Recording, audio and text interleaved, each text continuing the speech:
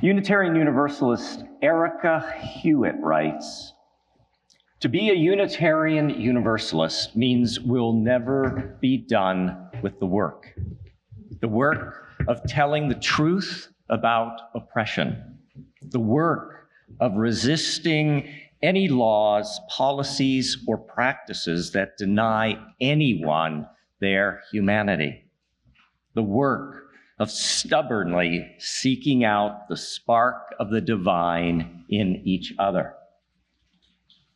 The Unitarian Universalist Church of Fresno has been engaged in racial justice work for many, many decades. The desire to better reflect the diverse demographics of Fresno has also been present for just as long, although that hope often seemed out of reach. 10 years ago, our congregation explicitly recommitted to the vision of becoming an actively anti-racist, multicultural congregation, to become a beloved community. The Unitarian Universalist eighth principle says, beloved community happens when people of diverse racial, ethnic, educational, class, gender, disability, neurodivergency, sexual orientation, and gender identity come together in an interdependent relationship of love and mutual respect and care. Together, they seek to realize justice and equity within the community and the broader world. Anna Gorney, a church member, observes that our understanding of the work has evolved over the years. We've gone from focusing on trying to get diverse people into the congregation to focus on inclusion, welcoming and including diverse people. We've also grown into a deeper understanding that it's not enough to welcome people. We must keep our commitment to anti-racism and other oppression at the core of who we are, the core of our faith as Unitarian Universalists.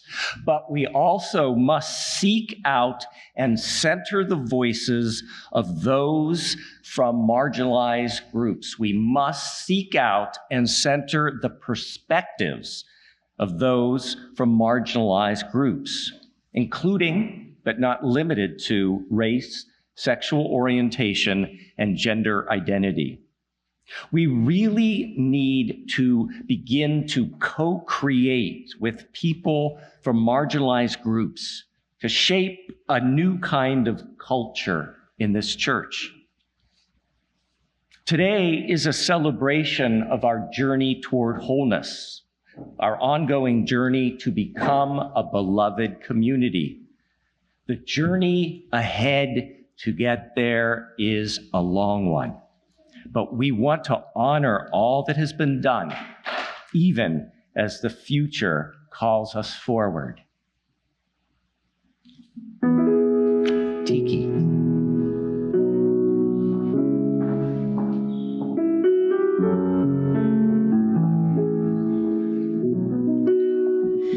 This poem was written with the assistance of AI, but honors the voice of Maya Angelou.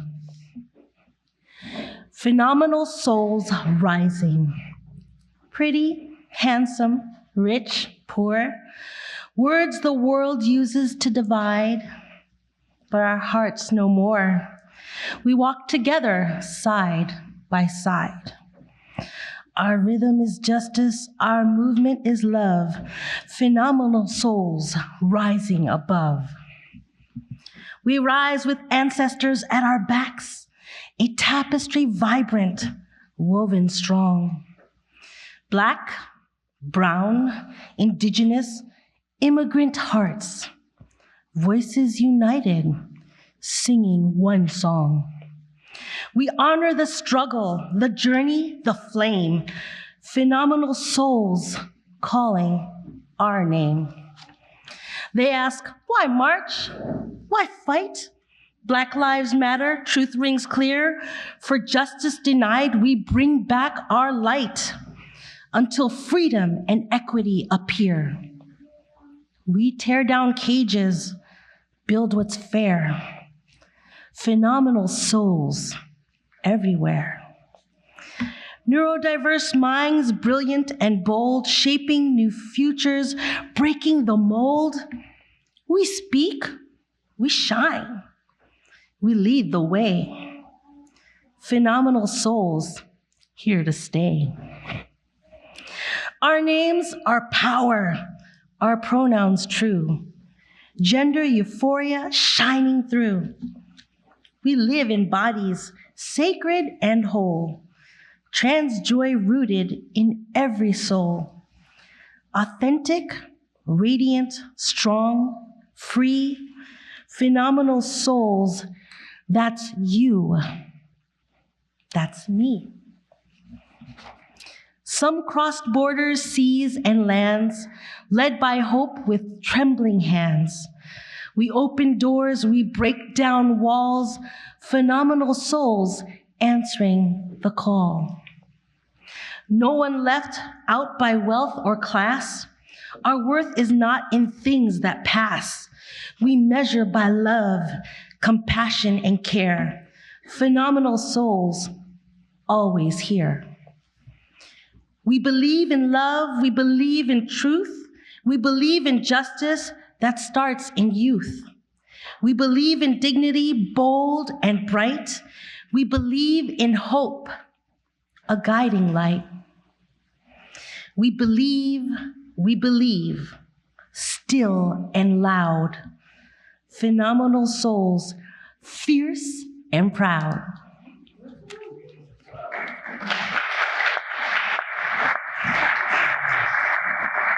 And when they try to silence our song, we rise in chorus deep and strong.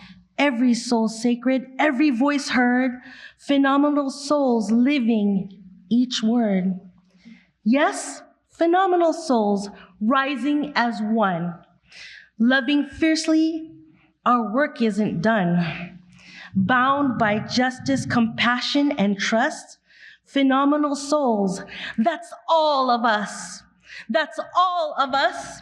That's all of us. Hello, my name is Patty Potter, and my pronouns are she, her. Hola, me llamo Patty Potter, y mi pronombre es ella. I gladly serve on the Board of Trustees also as an original member of the Mosaic Makers team. Mosaic Makers team. If you've been here a while, you've probably heard the word, may or may not know what we do. If you're new, you may think we're a crafting group that makes mosaics. However, I am here today to tell you about the Mosaic Makers team and how we've been involved in racial justice, inclusion, and celebration of diversity, and the movement towards becoming a beloved community. The idea of the Mosaic Makers team started in 2017 with Reverend Tim Kudsmark, Katie Hymans, our Director of Life and Religious Education, Patty Bennett, Member Services Coordinator, and myself as a lay leader. We attended a conference in San Diego called Mosaic Makers, Leading Vital Multicultural Congregations. From what we learned there, we knew we wanted a Mosaic Makers group at our church, so it started with the four of us. As an association and as a church, we've been involved in racial justice, for decades. But now is the time to focus on that issue in our congregation here specifically. So a lay-led Mosaic Makers team was formed in 2018. We started simply by translating our church pamphlet into Spanish.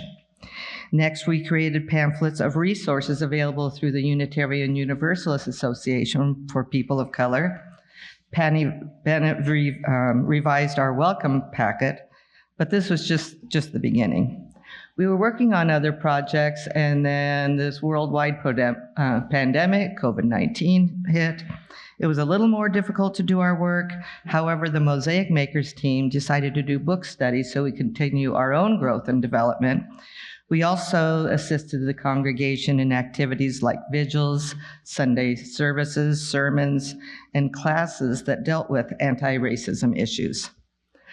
Over the years, the Mosaic Makers team went on to assist in many anti-racism activities. After 2 years of study, in 2018, the congregation voted to display the Black Lives Matter banner on Alluvial Avenue and sue the county of Fresno when they demanded we remove them in order to remain a polling place during the elections. We won the suit. We adopted the 8th principle in 2022. That was followed by assessments by committees and the Board of Trustees to look at the status of their own anti-racist work. The Mosaic Makers team purchased books and created a lending library for books about race and oppression, and you can usually find them in the walkway heading out to the main parking lot, but because we're involved with the service, we couldn't do both, and they're not there this week, so look next week. There's so much more, and you'll see about that in just a minute. Last fall, the Mosaic Makers team, we were fortunate enough to attend a Mosaic conference in Bethesda, Maryland, and 4 of us attended in person and 2 online. We are really grateful to the congregation to invest in us. It was really inspiring and fueled us to continue to do this work. At the conference, we learned many things, including a new curriculum called Mosaic Lifespan Anti-Racist Curriculum. And the goal of the curriculum is to decrease harm and promote transformation. This sounds very heavy, but it's very engaging with videos and stories and readings and activities. As a former teacher, I was impressed with how the information was presented, the quality of the content, and how accessible it is. These classes will be offered in the fall, and I encourage you to sign up for them. Over the years, like any church team, Mosaic Makers team has had many different members and different leaders. As an original member of the team, I want to thank all of these people for their contributions. Now, I can say with all confidence, you know exactly what the Mosaic Makers team is. But just in case, let's look at our mission statement. It'll be posted now. The mission of the Mosaic Makers team is to lead the congregation in living more fully into our shared vision of being intentionally multiracial and multicultural, challenging racist biases, behaviors, and institutional practices. This is your Mosaic Makers team. And now will current members of the team come forward so the congregation knows who you are? They are Chairperson Valerie Johnson, Anna Gorney, John Richardson, Ken Ma, and myself. Come on over, I won't bite.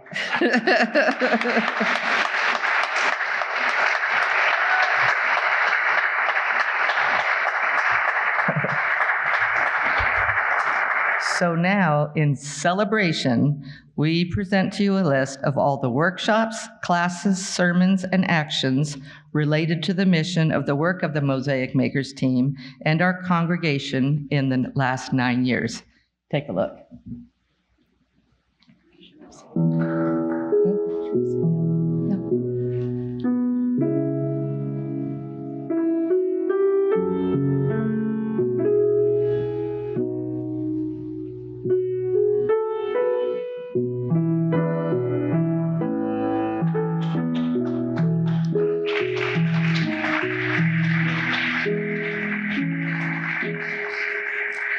I didn't expect this, but I'm getting teary.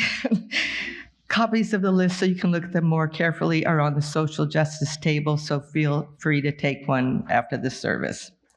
So today, we celebrate our progress. Whoop, whoop.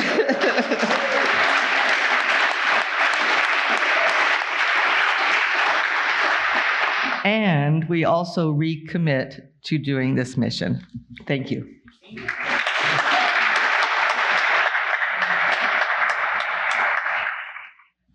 Buenos dias.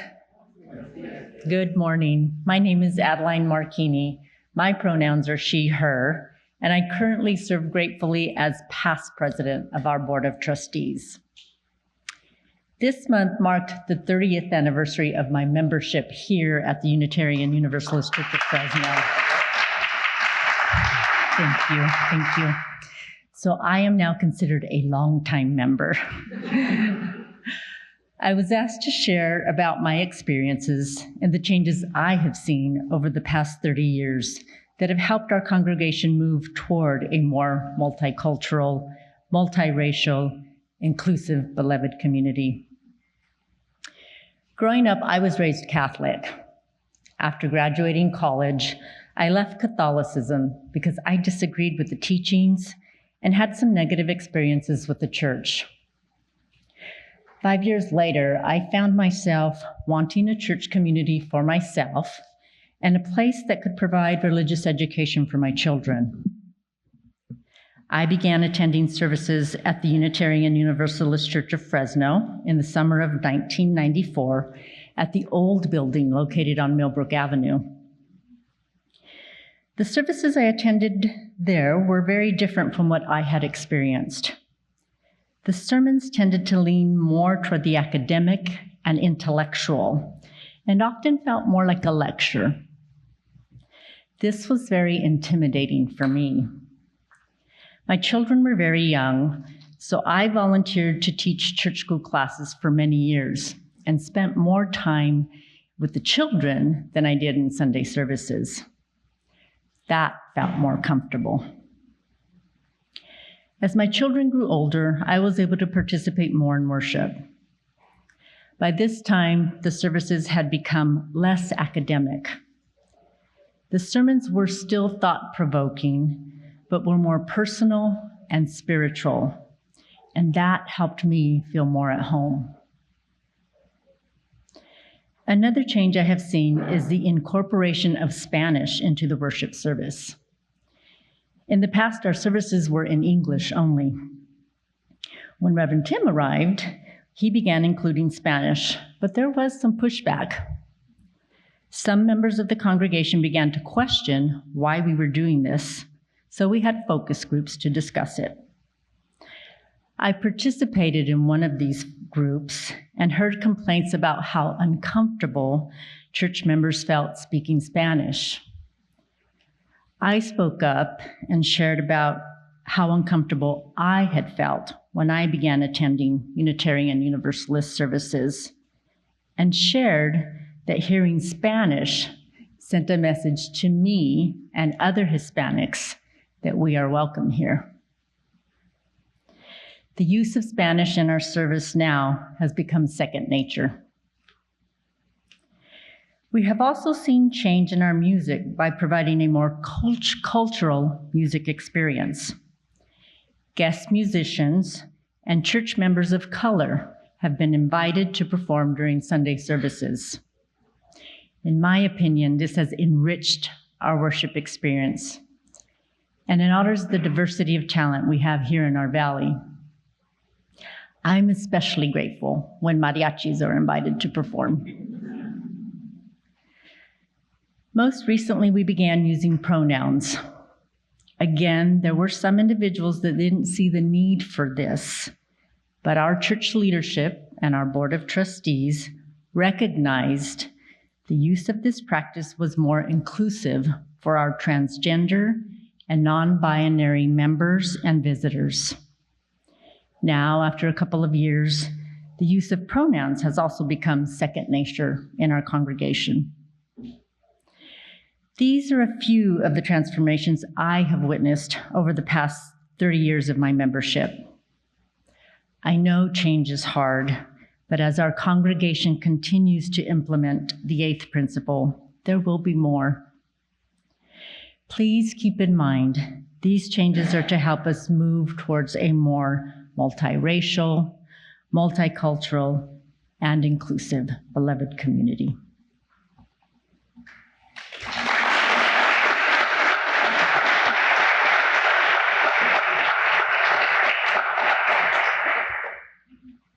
The Reverend Bill Singford served as president of our National Unitarian Universalist Association from 2001 to 2009.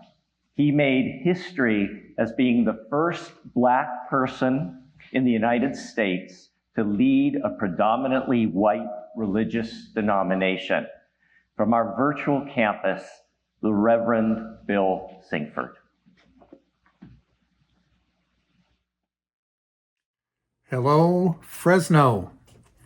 I'm Reverend Bill Singford. My pronouns are he and him. Some of you may remember me from my service as UUA president when I visited to help dedicate your then just finished sanctuary. I've been at the work of building beloved community in our faith for a long time, and so have you. I was so honored to be asked to offer a message as you celebrate your progress. There are two things I want to say to you. My first message is that the journey toward wholeness is not about a particular destination, though there are certainly milestones along the way that need to be marked. Dr. King never made his vision for the beloved community concrete. He knew, and we know, that this is the journey of a lifetime, of many lifetimes, in fact, in which what we learn and the progress we make points us toward the next challenge on the journey. And especially in these times, when the world is trying with far too much success to turn back progress, remember that it is only the next step you take, or the next distance you roll, that is in your control. Each decision that you make matters, each and every one. This is a long journey, and the spiritual discipline that we all can learn, that we all need to learn from our ancestors, is to keep on keeping on. Keep on keeping on. So first, this is a long journey.